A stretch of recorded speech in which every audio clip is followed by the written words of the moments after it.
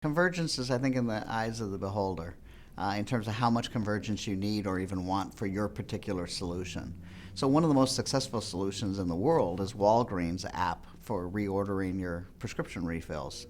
They didn't really have to converge on a lot of other people. They created an app. They trained their techs into asking you, would you like an app to go with that as they're handing you your prescription? And they got 35 million downloads. And they are filling now well over 2 prescriptions a second. It's become a multi-billion-dollar transaction engine.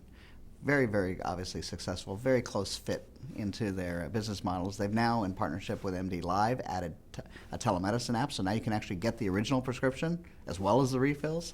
And what have they done here? They've added convenience. They brought convenience to healthcare in a way that other solutions, traditional healthcare, don't offer. So did they have to actually, this is an example that's more disruptive, frankly. It was actually very complementary to the Walgreens business model of let's sell more prescriptions. And in doing so, let's maybe enhance the compliance. Obviously, if I make it easier for you to refill, you might actually more, stay on the therapy. So that's, I would say, kind of minimal convergence, but highly disruptive. Whereas other solutions really try and get into kind of converging hospital operations, physician operations, and workflow, and maybe pharma, and those are much more complicated. As I was working at Qualcomm trying to figure out a strategy for a very high-tech company that enables, basically, with technology that enables all cell phones in the world and cell infrastructure, to figure out what they could do in healthcare. And it was quite apparent early on in my time at Qualcomm that the wireless industry was going to be any willing seller. Any buyer that showed up at the door, they'd be happy to sell the product to. So the real question was, how do you get the healthcare industry to realize the advantages of mobility? And kind of anywhere, anytime, whatever, fill it in, care, information, therapy, etc. And so we launched this actually to get a conversation going with the C-suite of the healthcare industry. And it had to start with kind of what was possible, because there weren't a lot of examples. We had a few, but not a lot. What we now have is that we're past even the inevitability stage. We're at the stage where you better be working in this area, or you may be disrupted, and it may just happen that you wake up one day and realize that it's happened. Pharma looks like they're willing to partner with lots of companies. That doesn't look to be a problem. Medical device is a little behind. They kind of like to do things on their own. So they're not quite as heavily into partnerships as pharma is into partnerships in this space.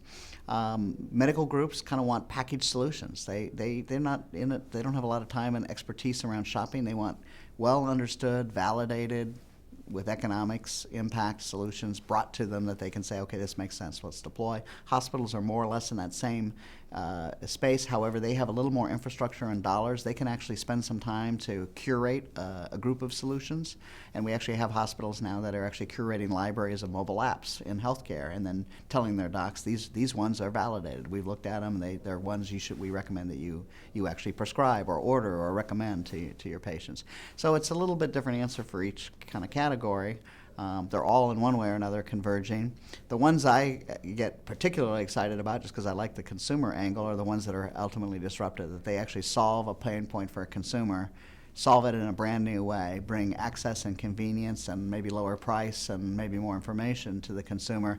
And in many cases, those kinds of applications are disruptive to the traditional providers. And there's a little bit of push and pull obviously going on from that perspective. We can take an app like ZocDoc, which makes physician appointments, which actually it turns out is complementary. The docs originally thought it was kind of competitive and didn't like it, and today they recognize they're actually saving money on their front desk people. It's very convenient. The patients are telling them, we love it, don't go away. The old call the front desk gal and get put on hold and negotiate for an inconvenient time doesn't really make any sense to a smartphone user today. So, and here we have an app that now has got over 6 million people a month making their physician appointments, and that's just a starting point. You think about all the data a company like that collects. They actually know about healthcare expenses before they're going to happen, because they have all the appointments of what's going to happen, where they're going to happen, how frequently they're happening, with what specialties. Just think about the data in that alone.